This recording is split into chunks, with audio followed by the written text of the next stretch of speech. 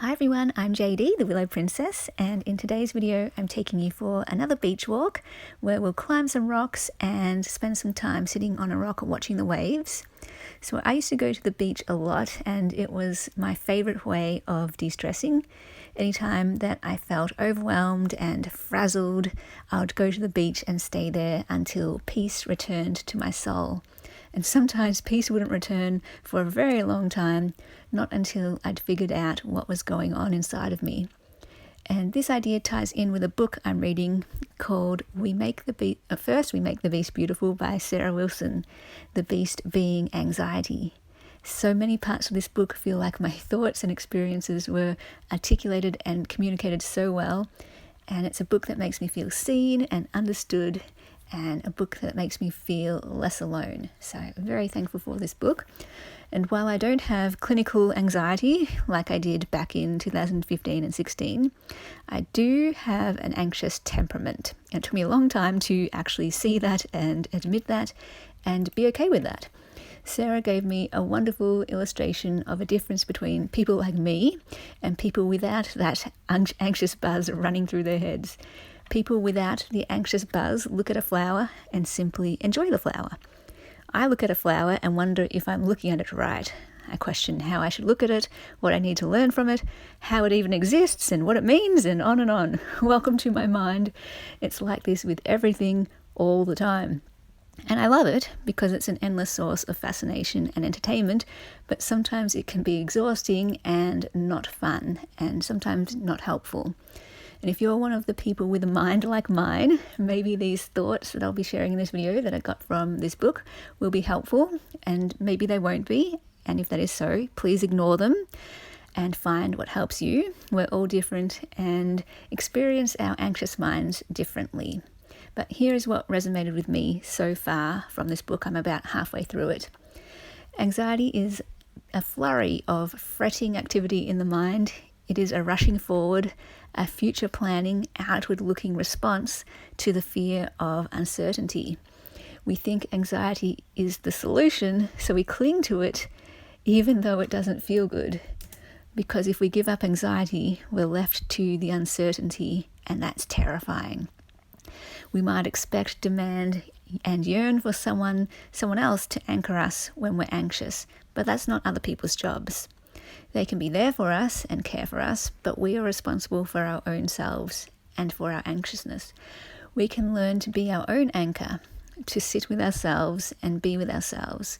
Instead of doing, going, planning, fixing, and striving, we can be still and check in with our inner selves. And of course, this is often terrifying, to have to face what is inside us and just be with ourselves. Ourselves can be the source of the greatest anxiety, but if we can do this, we can know ourselves and look after ourselves better, instead of trying to know the unknowable and look after what can't be fixed. We don't have to fix ourselves. We don't have to judge ourselves or think there's something wrong with us for having anxiety. Instead, we can love ourselves with the anxiety. And here's an exercise that might help that I've adapted from the book. So picture the anxious part of you sitting on a rock overlooking the ocean, and this we can call the little I. The part of you that won't stop thinking and fretting, the part of you that won't turn off. Now picture yourself sitting next to this anxious part of you, and this is the real you, the capital I, the big I. And sit there without judgment for that small anxious part of you. Just observe the little I and know that this anxious you isn't all of you. The real you is the one sitting next to it, observing it, loving it, and caring for it. So much of the pain that comes from anxiety comes from the judgment we have towards ourselves for having anxiety in the first place. And if we can remove any thoughts that we shouldn't be anxious, that anxiety is a character or moral flaw or a sin, that we are unlovable because of anxiety and unworthy because of anxiety, if we can get rid of all those thoughts, granted it's hard to do, we can make peace with anxiety, which is the great paradox, or one of the great paradoxes of anxiety. How on earth can we ever be at peace with anxiety? Maybe the way we make peace with anything in life, maybe we make peace with anxiety the way we make peace with anything in life that can bring good and bring pain. family and friends bring a lot of good, but they can always bring pain too, with things like misunderstandings, the sacrifices we need to make for them, and having our heart care for someone who can get hurt. But we don't cut ourselves off, we don't cut our family and friends off or judge them because of the arguments we have or the possible suffering they may cause. We do life with them, and we make compromises, and we navigate the joys and struggles together. Just like I don't need to cut off the anxious part of me either. I can learn to manage it and work with it and even get the most out of it. And what good can my anxious mind bring, you might ask? Well, it can help me know when something is wrong, when something needs to be done, so I can take the action needed. It can help me get things done and actually do them well. It can push me to deeper thoughts and greater insights.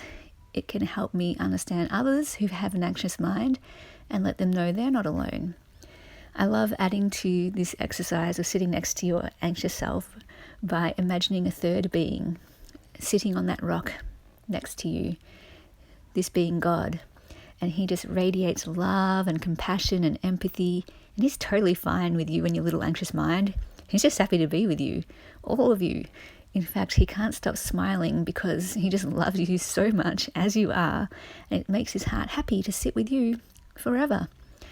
And here I was trying to run away from my anxious mind, trying to cut it out of me, trying to push it down, trying to ignore it, trying to hide it, trying anything I could to separate myself from it. But God shows me a different way that I can respond to it.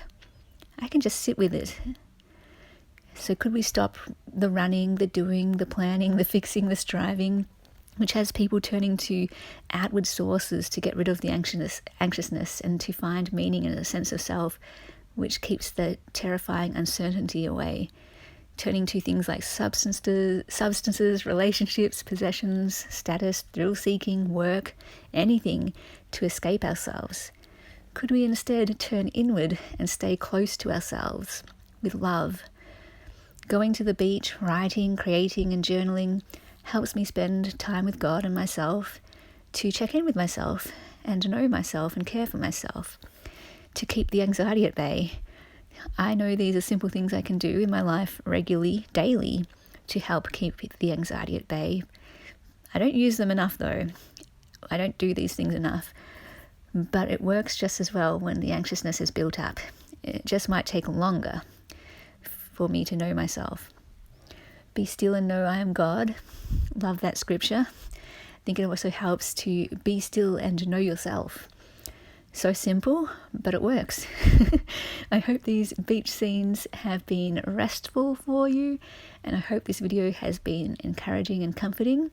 I hope to share a nature video like this every Sunday, so if you like these types of videos, feel free to check in each week. And may you know you are seen, you are heard, you are known, you are loved.